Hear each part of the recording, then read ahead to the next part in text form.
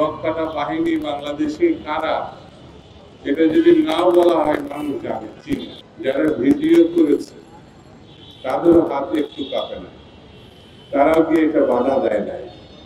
ওখানে যেসব মানুষ উপস্থিত ছিল তারা অবাক বিস্ময়ে এই ভিডিওকারীদের দিকে তাকিয়েছে। এই ভিডিও এডিট করা হয়েছে এবং এই ভিডিও 2 দিন পরে প্রকাশ করা হয়েছে। খুলনাতে একটা হত্যাকাণ্ড সংঘটিত হয়েছে এবং তার রক কেটে দেওয়া হয়েছে। এবং রক কাটা বাহিনী বাংলাদেশে কারা, এটা যদি নাও বলা হয় মানুষ জানে, চিনে। বিভিন্ন শিক্ষা প্রতিষ্ঠানে এরা কত মানুষকে হত্যা করেছে এই রক কেটে, সেটাও আপনারা। বাংলাদেশে সব থেকে জনপ্রিয় দল এখন, আমি যদি নাম নাও বলি এক কথায় সবাই বলবে সেটা বিএনপি বা বাংলাদেশ জাতীয়তাবাদী দল। RICL TMX, যুগের পর যুগ স্থাপনা থাকে মজবুত। সেই দলের নেতা জনাব তারেক রহমান যখন নির্বাচনের কথা বলছেন, মানুষের গণতন্ত্রের কথা বলছেন, মানুষের অধিকারের কথা বলছেন, তার কর্মীদেরকে ঘরে ঘরে যাওয়ার কথা বলছেন, তখনই তার বিরুদ্ধে মহল বিশেষ, যাদের নির্বাচনে গেলে কোনো ভবিষ্যৎ না, দখল করে রাখতে চায়।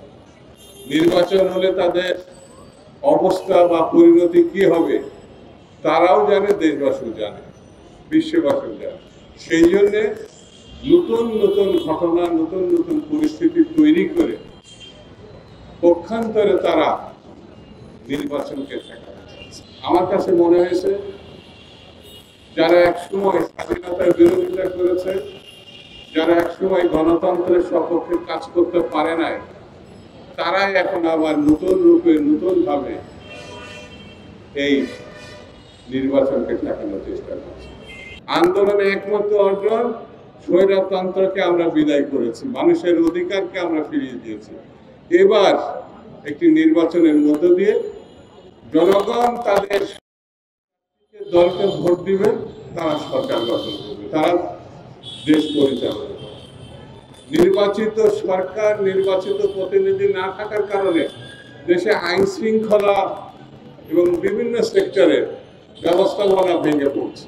আমি সরকারকে অনুরোধ করব, আপনাদের প্রতি আমাদের সমর্থন আছে, যত দ্রুত সম্ভব সেটি যদি ফেব্রুয়ারির আগেও এনে ডিসেম্বরে করা সম্ভব হয়, সেই দিকেও নজর দেন। নির্বাচিত সরকার ছাড়া ষড়যন্ত্র এবং কার্যকর পদক্ষেপ, শক্তিশালী অবস্থান তৈরি করা খুব কঠিন।